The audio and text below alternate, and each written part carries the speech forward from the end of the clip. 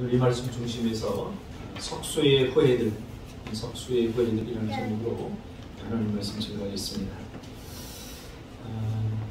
우리는 지금 인생에 너무나 소중하고 아까운 그 시간의 한 시점을 여하튼 한 공간에서 함께 우리가 보내고 있습니다. 그래서 지금 우리가 함께 보내는 시간들, 또 사람들, 함께하는 이 추억들이 너무나 중요하죠. 몇 년 전에 제가 터키를 다녀온 적이 있습니다. 물을 사러 한 마켓에 이렇게 들어갔는데요. 상점이 좀 이렇게 우리나라처럼 잘 정돈이 안 되고 상점은 큰데 중구난방으로 되어 있어요. 그래서 물이 어디 있나 하고 물을 찾으러 이리저리 헤매던 중에 문득 뒤에서 누군가 자꾸 따라온다는 느낌이 들어요.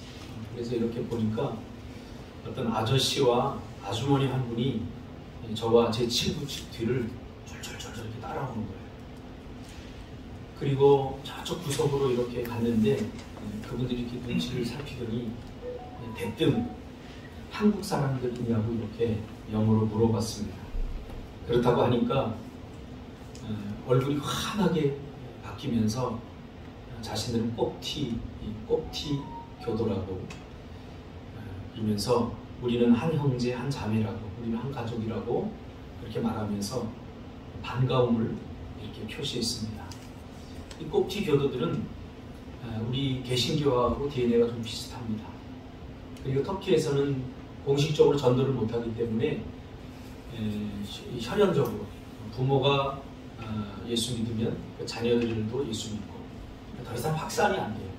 대를 이어서 계속 꼽티 교도가 될 수밖에 없는데 나라에서 이것을 굉장히 좋지 않게 여기기 때문에 사실 힘들어요. 전도하기도 힘들고 꼽티 교도로서 터키에 살아간다는 것이 녹록지 않은 일입니다. 그럼에도 불구하고 자식들이 태어나면 자식들에게 자신의 신앙들을 물려주는 사람들이 바로 꼽티 교도들입니다. 그러면서 뭘 사러 왔느냐라고 묻길래 물을 사러 왔는데 우리가 원하는 물이 없어서 지금 찾으러 다니고 있다. 이렇게 얘기하니까 물 있는 데를 이렇게 가르쳐주면서 이 물은 어디에 좋고 이 물은 가격이 너무 비싸고 이런 걸 세세하게 다 알려주면서 좋은 가격에, 저렴한 가격에 좋은 물을 살 수 있도록 이렇게 도와주면서 그 외로운 타국에 갔는데 그게 얼마나 마음에 남는지 몰라요. 얼마나 친절하게 대접을 하는지 제가 그곳에서 환대를 느꼈습니다. 아, 그리스도 안에서 우리는 가족이 될 수 있구나. 그러면서 그때의 환대를 여전히 제 평생에 잊지 못할 것입니다. 아주 짧은 시간의 만남이었지만 마음 깊이 가끔은 성경을 읽다 환대하는 이 모습이 나오면 그들의 모습, 그들의 얼굴이 떠오르곤 합니다. 여러분은 교회를 정의할 때 무엇이 먼저 떠오릅니까? 교회 그러면 무엇이 먼저 떠오릅니까? 우리 한국 교회는 조직신학적 바탕 위에서 교회를 이해해 왔습니다. 딱딱한 신학적이고 개념적이고 단어적인 정의를 마음속에 두고 있습니다. 에클레시아. 교회는 뭐냐? 에클레시아. 세상으로부터 부름받은 사람들의 모임이다. 교회는 뭐냐? 그러면 이 단어적 정의밖에 나오지 못합니다.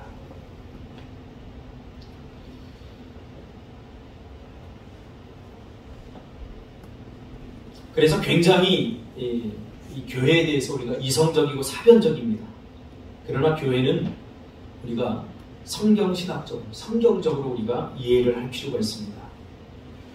저는 교회 그러면 제일 먼저 떠오르는 것이 제가 어릴 적 다녔던 그 교회의 전경이 한눈에 싹 들어오면서 제가 어릴 적에 만났던 그 교회의 사람들이 얼굴이 하나둘 떠오릅니다. 장로님, 저를 가르쳤던 교사 선생님, 그리고 그 교회 목사님이 불현듯 떠오릅니다. 교회가 떠오르고 교회 예배당이 떠오르고 그리고 성탄절을 함께 했던 그 시간들, 순간들, 교회, 그러면 저는 그게 먼저 떠올라요.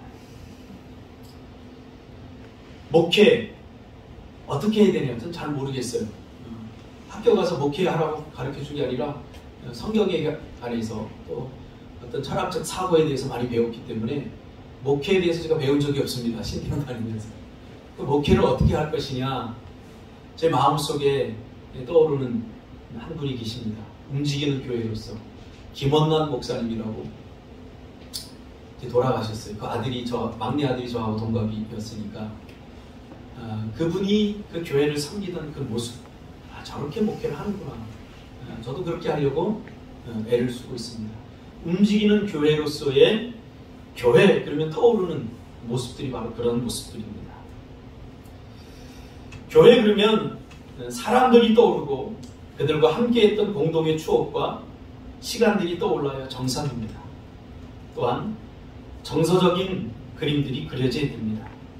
끈끈한 은혜로 엮여져야 하고 따뜻하고 정이 넘치는 분위기, 그런 것들이죠. 함께 예배하고 함께 눈물 흘리고 함께 기도하며 뜨거웠던 그림이 교회, 그러면 그려져야 됩니다. 이 끈끈함이 교회의 정서가 되어야 합니다. 우리 준석 집사님 교회 그러면 뭐가 떠올라요?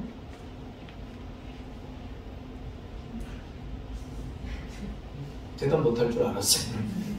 에클레시아가 떠오르나요? 교회로서의 성도는 주님이 기뻐하는 일을 기뻐하고 주님이 아파하는 일을 아파해야 하는 것이죠. 조금이라도 더 좋은 세상을 만들기 위한 노력, 이웃을 더 많이 이해하고 깊이 배려하려는 마음으로 살아가고 있는지. 초대교회가 그러지 않았습니까? 사도행전 2장 42절로 47절까지 보니까 초대교회를 묘사하기를 기사와 표적이 많았고 믿는 사람들이 함께 있었고 모든 물건을 서로 통용하고 재산과 소유를 팔아 각 사람의 필요를 따라 나눠주며 날마다 마음을 같이하여 성전에 모이기를 힘쓰고 집에서 떡을 떼며 기쁨과 순전한 마음으로 음식을 나눠 먹고 하나님을 찬미하며 온 백성에게 칭송받으니 주께서 구원받는 사람을 날마다 더하게 하시니라. 이게 무슨 말이냐면 교회로서의 본질에 집중하면 전도는 자연적으로 되어진다는 거예요. 우리가 전도를 전투적으로 하고 무슨 사람 끌어모으기로 해서는 안 된다는 거예요. 가끔 그 TV에서 이제 물건을 팔잖아요. 홈쇼핑이라고 그러죠. 거기 보면 괜찮은 물건이 있어요. 막 사람들이 선전하는데 막 환상에 젖어드는 거죠. 그래서 그 물건을 딱 받는 순간 에이 또 속았다 이런 생각이 들면 다시는 홈쇼핑을 애용하지 않게 되죠. 교회도 마찬가지입니다. 교회도 너무 그럴듯하게 멋지게 에클레시아, 세상으로부터 부름받은 사람들의 모임, 거룩한 모임 이렇게 해놓으니까 교회 오는 사람들이 다 기대를 했다가 다 이렇게 떠나버리게 되는 거죠. 진정한 전도는 뭐냐면 교회의 교회다움을 회복하는 것입니다. 이것이 먼저입니다. 오늘 본문에 보니까 믿는 사람들이 함께 있었고 모든 물건을 서로 통용하고 재산과 소유를 팔아 각 사람의 필요를 따라 나눠주며 날마다 마음을 같이하여 성전에 모이기를 힘쓰고 이렇게 문맥으로 하나로 이렇게 묶어놨지만 여기에는 제가 아까 얘기한 그 모습이 그대로 비춰질 것입니다. 함께 있었던 사람들의 얼굴이 떠오르고 내가 힘들 때 함께 기도해주고 눈물 뿌려주었던 사람들, 내가 힘들 때 나를 위로해 주었던 사람들, 그 사람들의 모습이 떠오르게 된다는 거죠. 교회에 그러므로 교회는 정서적이고 관계적으로 우리가 다가와야 됩니다. 성경이 바로 그렇게 표현하고 있거든요. 예수님은 교회를 그렇게 그려내고 있습니다. 예수님은 석수셨습니다. 예수님을 목수라고 표현한 것은 한국식 번역입니다. 원어에 충실해서 예수님의 직업을 말한다면 예수님은 석수셨습니다. 팔레스타인 사람들은 집을 나무로 짓는 게 아니라 돌로 대부분 지어 90% 이상이 돌을 깎아서 돌로 지은 집이기 때문에 예수님은 석수셨습니다. 이 말이 갖는 의미는 정말 중요합니다. 예수님의 직업은 목수셨다. 여기서 끝나면 안 됩니다. 물론 눈에 보이는 집을 짓기도 했지만 성경은 예수님의 일을 육신적인 것에만 국한시키지 않았습니다. 눈에 보이는 것을 통해 눈에 보이지 않는 것으로 우리를 초대하고 있는 거죠. 그는 눈에 보이는 우리 안식처, 육신의 안식처인 집을 짓는 분이기도 하셨지만 그는 동시에 교회를 짓는 석수이기도 합니다. 망가진 교회인 우리를 허물고 다시 짓는 영적인 석수셨습니다. 분위기를 새롭게 하고 하나님의 사랑과 자비 그리고 정의에 넘쳐나는 교회, 하나님의 뜻이 삶의 기준이 되고 삶의 방향이 되는 그런 교회를 세우기를 원하셨던 것입니다. 그러므로 교회를 세운다는 것은 곧 나를 다시 세우는 것입니다. 죄로 말미암아 깨어져 버린, 엉망이 되어버린 하나님의 형상이 깨어져서 더 이상은 사람 구실을 할 수 없고 교회 구실을 할 수 없었던 나를 다시 세우는 것, 그것을 위해서 예수님이 오셨고 예수님은 지금도 그 일을 하고 계십니다. 교회를 세워나가는 것. 그러므로 교회를 세워가는 것은 집 짓는 과정과 비슷합니다. 한 사람을 회복시키는 것도 마찬가지입니다. 한 영혼을 구원하고 한 사람을 세워나가는 것, 이건 교회를 짓는 것입니다. 짓는 과정입니다. 그 한 사람이 모여서 우리가 교회라고 하는 교회 공동체가 되는 것입니다. 이제 우리는 더 이상 에클레시아적인 신학적인 사고에서 나온 교회에 대한 모습을 정의를 버려야 됩니다. 그리고 교회가 진정 무엇인지에 대해서 다시 고민해 볼 필요가 있습니다. 교회는 오늘 본문 우리가 읽은 에베소서에 의하면 지어져 가는 것이다 라고 말하고 있습니다. 완성된 게 아니라는 거예요. 교회는 지어져 가는 것입니다. 어떻게 해요? 함께 지어져 가는 거예요. 그 교회 어때? 라고 여러분이 누군가에게 물어본다면 우리 교회 분위기 좋아, 사랑이 넘쳐, 이런 이야기 하고 있지 않습니까? 신학적 사고가 하나도 묻어나지 않았어요. 자, 이런 접근을 우리가 해야 됩니다. 우리 교회는 어떤 교회예요? 이건 뭐를 물어보는 거예요? 움직이는 교회인 그 교회를 구성하고 있는, 공동체를 구성하고 있는 벽돌 한 장 한 장, 한 사람 한 사람을 물어보는 것입니다. 그 교회를 이루고 있는 사람들의 분위기, 정서, 이런 것을 묻는 거죠. 이것이 바로 본질인 거예요. 교회의 본질인 거예요. 집은 혼자 짓는 것이 아니라 함께 짓는 것입니다. 그런 의미에서 우리는 석수들이고 또 함께 집을 짓도록 초청받은 그리스도의 일꾼들입니다. 사역자 혹은 동력자라는 의미죠. 한국교회는 목사들에게 이 교회를 짓도록 일방적으로 위임해 버렸습니다. 아주 위험한 일입니다. 교회는 혼자 지을 수 없는데 교회를 혼자 짓도록 버티도록 그렇게 해놓은 거죠. 동력자로서 우리는 부름을 받은 것입니다. 더 나아가서는 하나님의 동력자로, 그리고 아까 우리 장로님이 저보고 목자라고 했는데 저 목자 아니에요. 교회 리더십이죠. 물론 우리 장로님이 저를 사랑하는 마음으로 저를 목자라고, 리더십이라고 표현을 해줬다고 저는 생각을 합니다. 우리의 목자는 예수 그리스도밖에 없습니다. 우리는 다 교회를 이루는 벽돌 한 장 한 장일 뿐입니다. 그러나 이 벽돌은 너무나 소중합니다. 왜요? 벽돌 한 장으로 지을 수 있는 건물은 없기 때문이에요. 이 교회를 짓는데 우리 모두가 필요하고 모두가 소중합니다. 그런 의미입니다. 그래서 나 하나쯤이야, 누군가 하겠지, 이런 것은 교회를 이루어가는 데 있어서 건강하지 못한 생각들입니다. 오늘 본문에도 함께 지어져 가느니라 라고 말씀하고 있습니다. 그러기에 하나님의 인도하심과 나의 적극적인 협조가 필요합니다. 교회. 이 교회를 이해하는 데 있어서 굉장히 중요합니다. 자, 이게 무슨 말인지 한번 그림으로 우리가 그림 언어로 한번 그려내 볼까요? 교회를. 교회라고 하는 이 집은 성령 안에서 지어져가는 집입니다. 이 말은 성령이 설계도 도면을 만드셨고 또 이 교회를 짓는 데 있어서 친히 감독자가 되시고 그리고 성령께서 우리와 함께 완성해가는 과정 속에 있다는 말이에요. 자, 이렇게 생각한다면 교회는 완성된 곳인가요? 아니죠. 여전히 공사 중이고 함께 지어져가는 곳입니다. 이 말을 우리 교회를 이루고 있는 우리 한 사람 한 사람에게 우리 적용해 보면 우리의 모습이라는 거예요. 우리는 아직 공사 중이고 지어져 가야 될 그런 모습으로 존재하고 있다는 거예요. 그래서 함께라는 것이 중요합니다. 함께. 혼자 짓는 것이 아니에요. 혼자 돈을 닦으면서 멋지게 나를 가꾸고 만들어 나가는 것이 아니라 이 교회를 짓기 위해서는 우리 서로가 필요하다는 사실이에요. 우리 서로. 이 말은 성부, 성자, 성령의 동역을 말하고 있습니다.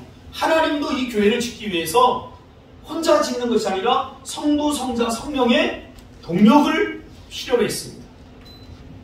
우리 입장에서 바라보면 우리는 이미 교회로서, 즉 교회를 이루는 교회의 벽돌로서 교회에 동참한 유기체적 정체성을 갖고 있기 때문에 모퉁이 돌이신 주님을 중심으로 서로 연합하고 연대함으로 지어져가는 그런 교회인 것입니다. 오늘 본문에서도 연결된이라고 하는 표현이 나옵니다. 연결된이라고 표현된 이 표현이 굉장히 중요하죠. 그러므로 우리는 하나님이 거하실 처소로서 지어져가는 과정에 있는 사람들, 공사 중인 그런 교회로서 이 교회를 받아들여야 됩니다. 신학적으로는 그것을 지상교회다. 지상교회. 많은 사람들이 교회를 찾아, 좋은 교회를 찾아 교회를 옮기기도 하고 또 기도하기도 합니다. 그러나 이 지상에 존재하는 교회는 다 공사 중인 교회들입니다. 다 부족한 교회들입니다. 거기서 완벽함을 우리가 원하고 찾아갔다 반드시 실망하게 되어 있습니다. 우리는 이미 교회이지만 지어져가는 교회입니다. 그래서 어떤 교회를 가든 그 교회의 부족하고 연약한 것들이 보이거든 그것은 동역자로서 내가 감당해야 될 몫입니다. 아직 지어져 있지 않은 모습입니다. 그렇죠? 아직 벽돌이 쌓이지 않는 곳에 내가 그곳에 가서 벽돌로서 존재해야 되는 그런 교회인 거죠. 함께 건축의 과정, 한 사람 한 사람이 하나님의 집으로 지어져 가는 것에 서로가 필요하고 서로의 도움, 합력하여 선을 이루는 과정이 참 중요합니다. 제가 교회를 이렇게 목회를 하면서 참 안타까운 게 한 가지인데 그게 뭐냐면 무책임입니다. 무책임. 벽돌로서 존재하려고 하지 않습니다. 교회를 허무는 것은 개인주의, 이기주의입니다. 교회의 벽돌로서 존재하지 않으려고 해요.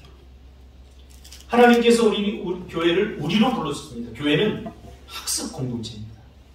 계속 배워나가야 하고 이 교회를 어떻게 완성시켜 나갈 것인가, 이 교회를 어떻게 지어나갈 것인가에 대해서 우리가 서로 대화하고 서로 성경을 배우고 이 과정을 함께 하는 것이 우리가 해야 될 역할인 거죠.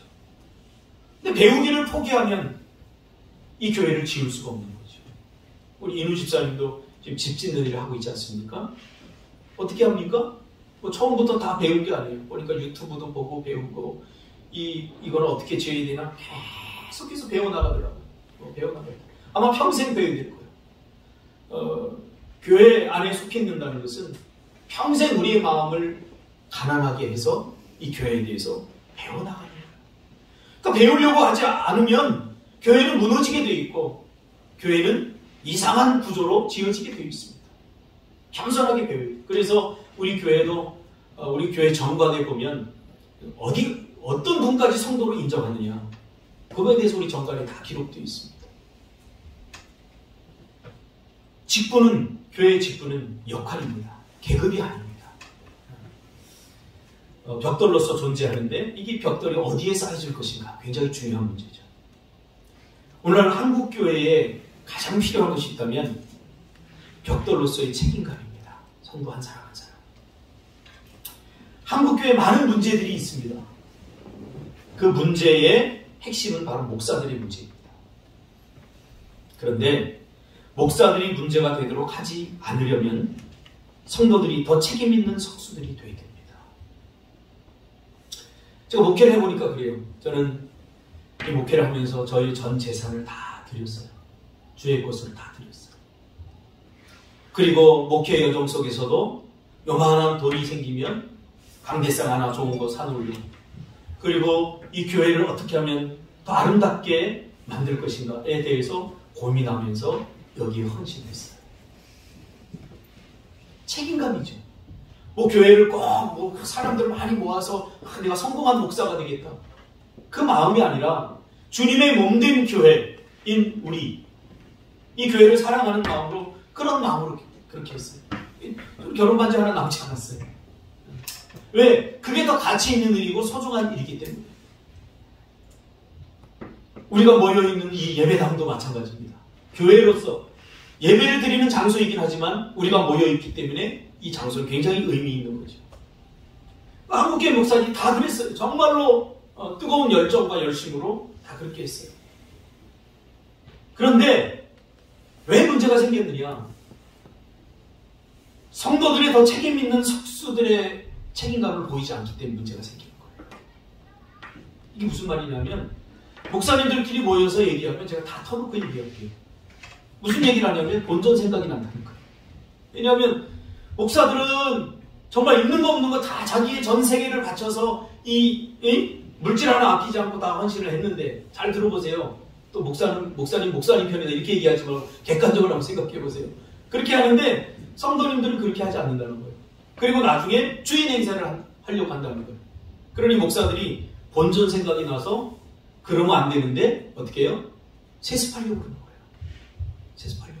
그래서 저는 개척 초기부터 우리 젊은 집사들이 그렇게 했어요. 나 본전 생각나지 않도록 너희들 열심히 헌신해라. 목사가 적어도 10만큼 헌신하면 너희들 적어도 5만큼을 헌신해라. 나를 위해 하는 겁니까? 주를 위해 하는 거 아닙니까? 여러분, 신앙생활을 목사를 위해서 하는 겁니까?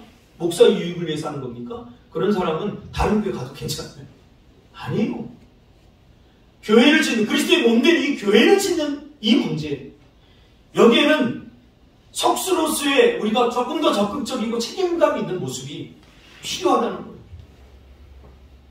참 젊은 집사님들이지만 제가 참 존중하고 존경하는 이유는 뭐냐면, 적어도 이 젊은 집사님은 저에게 그런 모습들을 많이 보여왔어요. 목사 혼자 고민하지 않도록, 목사 혼자 애쓰지 않도록 정말 함께 했고 함께 동참해 주었고, 저희 교회는 이 물질이 좀 부족하면 우리 운영위원회에서 n분의 1로 돈을 내서 자기들이 합니다. 저번에도 이 다 무너진 거 이거 뭐 헌금은 매일 많이 났으니까 어떻게 합니까? 우리 n분의 1 하자. 그래서 우리 친구들이 n분의 1로 내서 저 벽돌을 쌓은 거예요. 저도 냈어요. 그게 얼마 되진 않지만 이게 얼마나 감사한 일인지 몰라요.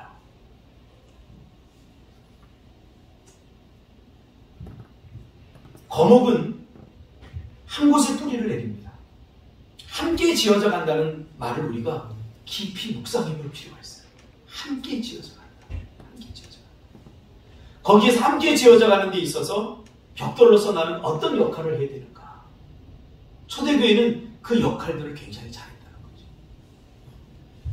제가 목사 편 들고 있는 거 아니에요? 우리의 거룩한 책임 의식을 조금 더 발동해야 된다. 제가 이렇게 개척을 하는 교회를 가서 이렇게 위로의 말을 전해줄 기회가 있을 때마다 하는 이야기가 있어요. 뭐 성도들이 몇 명 안 돼, 한 10명도 안 되는 그 교회 성도들을 제가 이렇게 바라보면서 거목의 조건에 대해서 제가 이야기합니다. 거목의 조건. 거목의 조건이 뭐냐? 첫째. 이 첫째가 전부예요. 한 곳에 뿌리를 내리고 평생을 그곳에서 비바람을 가져야 됩니다. 그래야 거목이 될 수 있습니다. 가물다고 옮겨가면 안 됩니다. 가뭄에는 더 깊은 뿌리를 밑으로 내려야 됩니다. 더 깊은 뿌리. 비바람을 내가 있는 곳에서 맞아야 합니다. 그래야 거목이 될 수 있습니다. 저는 목사로서 안타까움이 하나 있는데 그게 뭐냐면 이 교육자들은 교회를 옮겨야 되잖아요. 제가 옮기고 싶지 않아도 옮겨야 돼요. 오래 있으면 3년이에요. 한국 교회의 토양이에요. 저는 그렇게 하지 않았으면 좋겠어요. 그냥 한 교육자 한 교회에서 개척할 때까지 그냥 계속 했으면 좋겠어요. 물론 이 교회 저 교회 이렇게 다녀보고 좋은 것들을 배울 수도 있지만 다 거기서 거기입니다. 참 안타까운 곳이 있어요. 거목은 한 곳에서 오래 뿌리를 해요. 여러분 꿈틀 교회가 여러분의 마지막 교회가 되기를 바랍니다. 어제도 우리 청소년부 어제 눈이 막 하고 추운데 이렇게 와보니까 청소년부 예배를 이렇게 드리더라고요. 참 그 모습이 얼마나 이쁜지. 저 누군가 하지 않으면 누군가가 더 많은 일을 하게 돼 있어요. 여기서부터는 우리 책임의식을 좀 가져야 될 필요가 있어요. 똑같은 일을 하라는 거 아니죠. 교사들이 저렇게 헌신하고 있구나 그러면 간식이라도 한번 사줘야 돼요. 이게 동력이에요. 목사님이 알아서 하겠지, 누군가 알아서 하겠지. 이 교회를 잘 모르는 거예요. 저 또한 이 교회의 혜택을 받고 사는 사람이에요. 어릴 적부터 그 교회가 왜 떠오르냐. 그 교회 유치원부터 제가 그 교회를 다녔어요. 유치원도 그 교회에서 나오고 초등학교까지 그 교회에서 참 많은 혜택을 제가 받았어요. 선생님들의 따뜻한 위로와 사랑, 비전 참 많이 받았어요. 지금도 그 교회를 딱 떠올리면 그 선생님들이 생각나요. 그 선생님들이 생각하고 그 교회가 그리워요. 이것이 초대교회의 모습이고 오늘 우리가 만들어가야 될, 지어가야 될 교회의 모습이라는 거죠. 여기에서 한 사람도 낙오되지 않기를 바랍니다. 세상은 넓고 교회는 많습니까? 그렇지 않습니다. 우리는 내가 속해 있는 이 교회, 물론 사정에 의해서 이사를 하거나 특별한 사정에 의해서 또 옮겨야 될 수가 있죠. 그러나 그 전까지는 여기다 뼈를 늘 생각을 하고 이렇게 보면은 참 안타까워. 저 사람은 가야 될 사람처럼 느껴지는 사람들이 있어요. 이 가슴 아픈 일이에요. 그리고 주인 행세를 하면 안 되는 거죠. 그렇죠? 나그네처럼, 교회 와서는 나그네처럼 행동하고 받는 대접은 주인의 대접을 받으려고 하면 안 되는 거예요. 교회라고 하는 것은.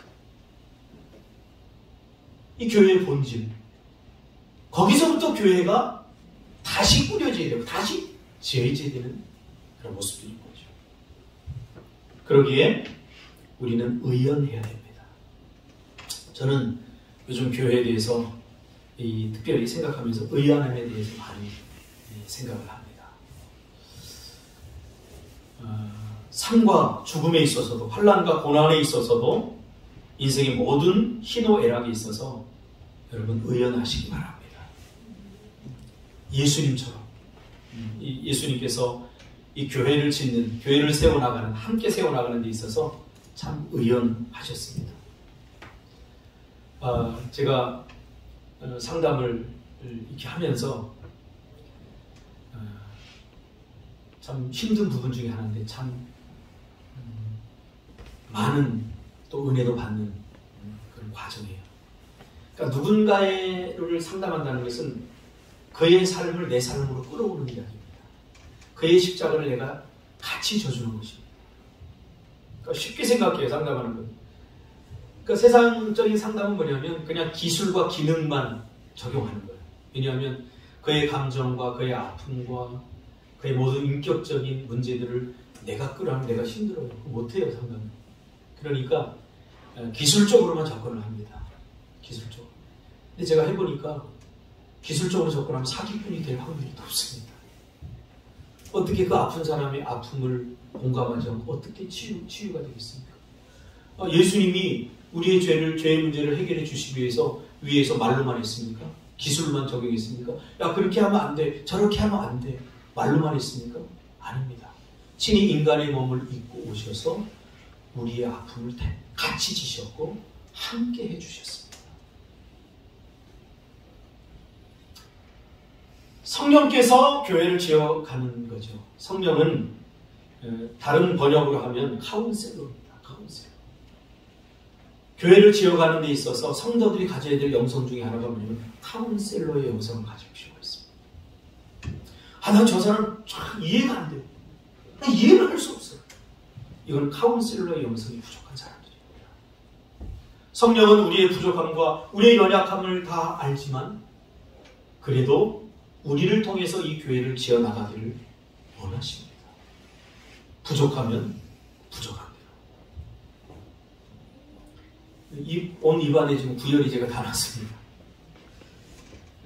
2달 동안 이 아이들의 아픔을 제가 끌어안고 살려고 하니까 참 이게 보통 힘든 일이 아닙니다. 어제도 우리 박 집사님 한의사 아닙니까? 우리 박 집사님도 그냥 한의학인 의술만 펼치려고 하지 않고 하나님의 형상인 전 인격으로 사람을 바라보면서 될 수 있으면 이거를 나쁜 약을 쓰지 않고 이렇게 심리적으로 접근을 하고 이렇게 살려고 하더라고요. 참 너무 감사하고 복된 사역을 한다. 그런 생각을 제가 어제 잠깐 짧지만 어제 집사님이 저에게 제가 자꾸 이제 기침을 하고 그러니까 신경 쓰였던 모양이에요. 그래서 복대 뭐 하나를 갖고 왔어요. 집사님이 개발한 복대인데 목사님 내 배를 집사님 봤어요?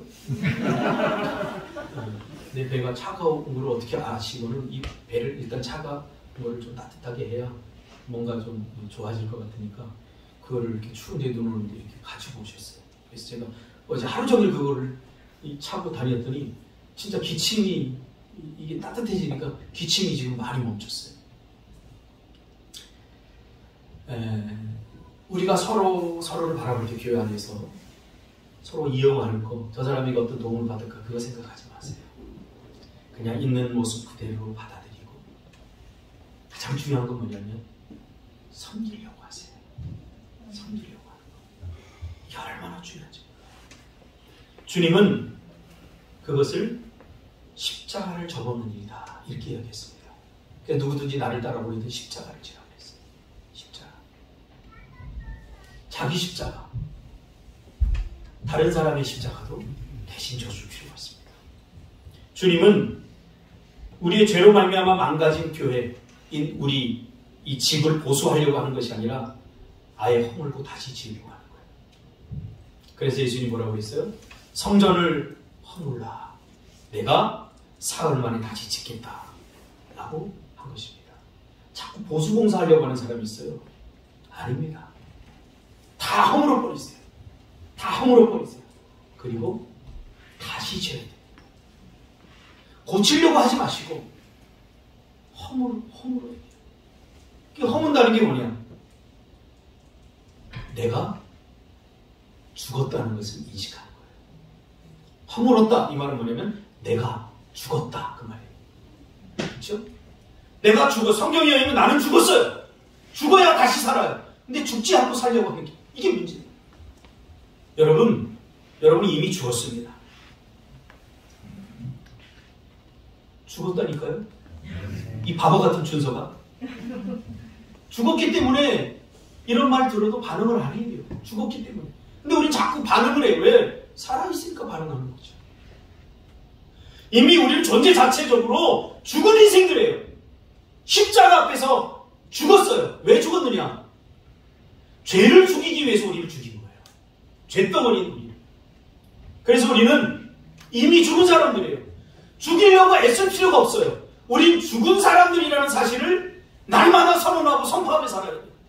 이 안에서 뭔가 살아있는 것들이 올라올 때마다 나는 죽었지 라고 선언해야 돼요. 이게 뭐냐면 사도 바울은 자기를 부인하는 삶이다. 그렇게 고백하고 있어요. 나 죽었지. 내가 또 사는 척하고 있네? 이게 뭐예요? 나는 죽었다는 사실을 선포하고 인식하고 하는 것. 이것이 나는 날마다 죽노라 그 표현이에요. 내가 나를 죽일 수는 없어요. 어떻게 절대 안 죽여. 살아있는 내가 나를 죽인다고요? 불가능한 일이에요. 예수님이 그래서 나를 죽이셨어요. 죄덩어리 나를 죽이셨어요. 그래서 나는 죽어있는 나를 인식하고 나는 죽었지 라는 사실을 날마다 하나님 앞에 선언하면서 내 안에서 육신적인 것들이 올라올 때마다 이 육신적인 것이 뭐예요? 다시 보수공사하는 거예요. 나를. 그럴듯하게 만들려고 하고 멋진 사람으로 만들려고 하고 하나님은 나를 새롭게 해서 새 인생, 새 교회로 짓기를 원하는데 자꾸 나는 보수공사를 해서 뭔가 자꾸 땜빵을 하고 뭔가 괜찮은 사람으로 자꾸 만들려고 하는 거예요. 아니에요. 나는 이미 죽었어요. 나를 부인하고 성령이 인도하심에 자신을 온전히 드립니다. 이런 마음을 가지고 우리가 교회를 함께 세워가고 그리고 함께 교회를 지어가야 되는 거. 돈이 문제가 아니에요. 이 장소 위치가 중요한 게 아니에요. 교회의 회복, 그 나의 회복으로부터 시작돼요. 성령께서 나를 새롭게 지어가려고 하는 이 의지를 알고 내가 죽었다. 죽어야 새로 세워집니다. 새로움을 경험하지 못하는 사람들이 특징이 있어요. 왜냐하면 내가 아직도 죽지 않았어요. 죽었다는 사실을 아직도 몰라요.